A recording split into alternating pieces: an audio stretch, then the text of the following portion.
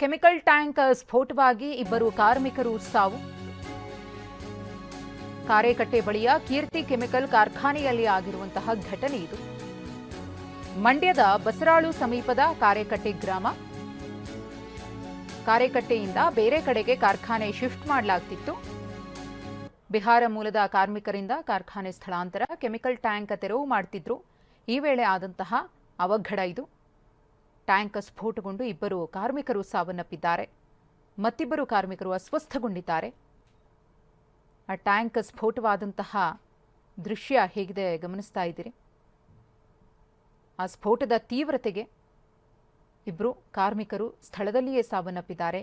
ಇನ್ನೂ ಇಬ್ಬರು ಕಾರ್ಮಿಕರು ಅಸ್ವಸ್ಥಗೊಂಡಿದ್ದಾರೆ. ಆಸ್ಪತ್ರೆಗೆ ದಾಖಲಿಸಿ ಅವರಿಗೆ ಚಿಕಿತ್ಸೆಯನ್ನು ಕೊಡಲಾಗ್ತಿದೆ. ಕಳೆದ 1 ತಿಂಗಳಿನಿಂದಲೂ ಕೂಡ ಈ ಸ್ಥಳಾಂತರ ಕಾರ್ಯ ನಡೀತಾ ಇದೆ. ಇದೇ ಕಾರ್ಖಾನೆಯಲ್ಲಿ 4 ವರ್ಷಗಳ ಹಿಂದೆಯೂ ಕೂಡ ಒಂದು ಅವಘಡ ನಡೆದಿತ್ತು. ರಾಸಾಯನಿಕ ಸೋರಿಕೆಯಾಗಿ 100 ಎಕರೆ ಬೆಳೆಗೆ ಹಾನಿಯಾಗಿತ್ತು. ಇದು ಫ್ಯಾಕ್ಟ್ರಿ 4 ವರ್ಷದಿಂದ ಫ್ಯಾಕ್ಟ್ರಿ ಸ್ಥಗಿತ ಆಗೈತೆ.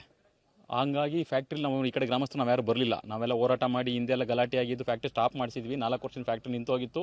15 ದಿನದಿಂದ ಏನೋ ಕಾರ್ಮಿಕರು ಕೆಲಸ ಮಾಡ್ತಾ ಇದ್ರಂತೆ, ರಿಮೂವ್ ಮಾಡ್ತಾ ಇದ್ರಂತೆ. ಇದು ಬೆಳಗ್ಗೆ 8:45 ದೊಡ್ಡ ಮಟ್ಟದಲ್ಲಿ ಸೌಂಡ್ ಬರುತ್ತೆ. ಸುತ್ತಮುತ್ತಲ 5 ಕಿಲೋಮೀಟರ್ ಕೇಳಿಸೋಂಗೆ ಸೌಂಡ್ ಬರುತ್ತೆ. ನಾವು 1 ಗಂಟೆ ಬಿಟ್ಟು ಏನಾಗೈತೆ ಏನು ಅಂತ ನೋಡಿದಾಗ ಇಲ್ಲಿ ಬಂದು ಇಬ್ಬರು ಕಾರ್ಮಿಕರು ಸತ್ತು ಬಿದ್ದಿದ್ರು. ಇದೆಲ್ಲ ಸ್ವಲ್ಪ ಡ್ಯಾಮೇಜ್ ಆಗಿತ್ತು. ಆಮೇಲೆ ಇಲ್ಲಿ ಇದ್ದ 3 ಜನ ಕಾರ್ಮಿಕರಿಗೆ ಕೈಯನ್ನು ಕಟ್ಟಾಗಿ ಮಂಡ್ಯಕ್ಕೆ ತೊಗೊಂಡೋಗೋರೆ. ಈ ಫ್ಯಾಕ್ಟ್ರಿನ ನಿಲ್ಲಿಸಬೇಕು ಅಂತೇಳಿ ರೈತರು ಹೋರಾಟ ಮಾಡಿದ್ಮೇಲೆ ನಾವು ಯಾರು ಈ ಕಡೆ ಬರ್ತಿಲ್ಲ. ಫ್ಯಾಕ್ಟ್ರಿ ನಿಂತೋಗಿತ್ತು. ಈ ಕೆಮಿಕಲ್ ಫ್ಯಾಕ್ಟ್ರಿ ಲೀಕ್ ಆಗಿ ಹಿಂದೆಲ್ಲ ಅನಾಹುತಗಳಾಗಿತ್ತು. ಇವತ್ತು ಮಾತ್ರ ಅದು ತೆಗಿಯುವಂಥ ಕಮ್ಮದಲ್ಲಿ ದೊಡ್ಡ ಮಟ್ಟದ ಸೌಂಡ್ ಬಂತು. ಏನಾಗೈತೆ ಅಂತ ಗೊತ್ತಿಲ್ಲ. ಒಂದು 25 ಅಡಿ ಎತ್ತರ, 25 ಅಡಿ ಸುತ್ತಳತೆ ಇರ್ತಂಗೆ ಒಂದು ಟ್ಯಾಂಕ್, ಮೋಸ್ಟ್ಲಿ ಕೆಮಿಕಲ್ ಇತ್ತಾ, ಗ್ಯಾಸ್ ಫಾರ್ಮೇಷನ್ ಆಗಿತ್ತಾ, ಏನಾಗಿತ್ತು ನಮಗೆ ಗೊತ್ತಿಲ್ಲ. ಈ ಮಾಲಿಕ್ ಎಷ್ಟು ವರ್ಷ ಆಯ್ತು ಫ್ಯಾಕ್ಟ್ರಿ ಸ್ಟಾಪ್ ಆಗಿ? 4 ವರ್ಷ ಆಯ್ತು. ಅಲ್ಲಿ ಅವಾಗ ಏನಾಗಿತ್ತು? ಹಿಂದೆ ಸ್ಪ್ರೆಡ್ ಆಗಿ ಲೀಕೇಜ್ ಆಗಿತ್ತು ಸಲ್ಫ್ರಿಕ್ ಆಸಿಡ್. ಅದು ಅಪಾರ ಪ್ರಮಾಣದ ಬೆಳೆ ಎಲ್ಲ ಸುಟ್ಟೋಗಿ ಎಲ್ಲ ಭಸ್ಮ ಆಗಿತ್ತು. ನಾವು ರೈತರು ಪ್ರತಿಭಟನೆ ಮೇರೆಗೆ ಅದನ್ನ ಸ್ಟಾಪ್ ಮಾಡಿದ್ರು ಸರ್ಕಾರ. ಈಗ ಬೆಳಿಗ್ಗೆ ಏನ್ ನಡೀತು ನಿಮ್ಗೆ ಗೊತ್ತಾಯ್ತು ವಿಚಾರ? ನಮ್ಗೆ 8:45 ಸೌಂಡ್ ಬಂತು, ಗೊತ್ತಾಯ್ತು. ನಾವು ಈ ಸೌಂಡ್ ಏನು ಅಂತ ಗೊತ್ತಾದಾಗ ಆಮೇಲೆ ಯಾರೋ ವಿಚಾರ ಹೇಳಿದ್ರು, ಇಲ್ಲಿ ಫ್ಯಾಕ್ಟ್ರಿ ಏನೋ ಅನಾಹುತ ಆಗದೆ ಅಂತ ಹೇಳಿದ್ರು. ಇಲ್ಲಿ ಬಂದು ನೋಡ್ಲಾಗಿ ಇಲ್ಲಿ 2 ಡೆಡ್ ಬಾಡಿ ಇದೆ. ಆಮೇಲೆ ಆಂಬುಲೆನ್ಸ್ ಅಲ್ಲಿ. ಇನ್ನು ಟ್ಯಾಂಕ್ ಸ್ಫೋಟ ಸ್ಥಳಕ್ಕೆ ಫೋರೆನ್ಸಿಕ್ ತಂಡ ಭೇಟಿ. ಸ್ಥಳದಲ್ಲಿ ಕೆಮಿಕಲ್ ಸ್ಯಾಂಪಲ್ ಅನ್ನ ತಂಡ ಕಲೆಕ್ಟ್ ಮಾಡಿದೆ. ಟ್ಯಾಂಕ್ ತೆರವುಗೊಳಿಸಲು ಗ್ಯಾಸ್ ಕಟ್ಟರ್ ಅನ್ನ ಬಳಕೆ ಮಾಡಲಾಗಿದೆ. ಗ್ಯಾಸ್ ಕಟ್ಟರ್ ಬಳಕೆಯಿಂದಲೇ ಸ್ಫೋಟವಾಗಿರುವಂತಹ ಶಂಕೆ ಇದೀಗ ವ್ಯಕ್ತವಾಗ್ತಿದೆ. ಕೆಮಿಕಲ್ಗೆ ಬೆಂಕಿ ತಗುಲಿ ನಂತರ ಟ್ಯಾಂಕ್ ಸ್ಫೋಟವಾಗಿದೆ. ಈಗಾಗಲೇ ಸ್ಥಳಕ್ಕೆ ಶಾಸಕ ರವಿ ಗಣಿಗ ಅವರು ಭೇಟಿಯನ್ನ ಕೊಟ್ಟು ಮಾಹಿತಿಯನ್ನ ಕಲೆ ಹಾಕಿದ್ದಾರೆ.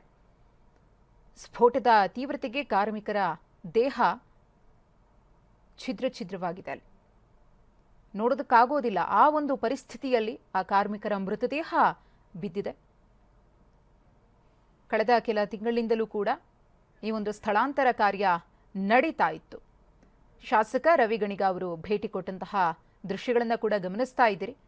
ಮಾತನಾಡಿದ್ದಾರೆ ರವಿ ಗಣಿಗ ಅವರು. ಏನು ಹೇಳಿದ್ದಾರೆ ನೋಡೋಣ. ನಮ್ಮ ಮಂಡ್ಯದ ಬಸರಾಳಿನಲ್ಲಿ ಒಂದು ಕೆಮಿಕಲ್ ಫ್ಯಾಕ್ಟ್ರಿ ಬಿದ್ರಕಟ್ಟೆ ಗ್ರಾಮದಲ್ಲಿ ಇತ್ತು. ಈ ಹಿಂದೆ ರೈತರೆಲ್ಲ ಈ ಕೆಮಿಕಲ್ ಸೋರಿಕೆಯಾಗಿ ಎಲ್ಲ ಬೆಳೆ ನಾಶ ಆಗಿ ಒಂದಷ್ಟು ಜನ ಅದರಿಂದ ಅಸ್ವಸ್ಥರಾಗಿದ್ದರು. ನಾನು ಶಾಸಕನಾದ ವಸ್ತ್ರಲ್ಲೇ ಇಲ್ಲಿ ರೈತರುಗಳ ಹೋರಾಟ ಆರಂಭಿಸಿದ್ರು. ಇಲ್ಲಿ ಇದು ನಮ್ಮ ಹೇಮಾವತಿ ಚಾನಲಲ್ಲೂ ತೊಂದರೆ ಆಗ್ತಾಯಿದೆ. ನಾನೇ ಖುದ್ದು ಬಂದು ರೈತರಿಗೆ ಬೆಂಬಲ ಕೊಟ್ಟು ಇದನ್ನು ಅವತ್ತು ಮುಚ್ಚಿಸಿದ್ಮೇಲೆ ಅವರು ಕೂಡ ಕೋರ್ಟ್ಗೇನೋ ಹೋಗಿದ್ರು ವಾಪಸ್ ತೆಗಿಬೇಕು ಅಂತೇಳಿ. ಈ ಮಧ್ಯೆ ಕಳೆದ 10 ದಿನದಿಂದ ಇಲ್ಲಿ ಸ್ಥಳೀಯರು ಹೇಳೋ ಪ್ರಕಾರ ಇದನ್ನು ಬಿಚ್ಕೊಂಡು ಡಿಸ್ಮಾಂಟೇಲ್ ಮಾಡಿಕೊಂಡು ತೊಗೊಂಡೋಗೋದಕ್ಕೇನೋ ಟ್ರೈ ಮಾಡಿದ್ದಾರೆ. ಆ ಸಂದರ್ಭದಲ್ಲಿ ಇವತ್ತು ಬೆಳಗ್ಗೆ 8:45ಕ್ಕೆ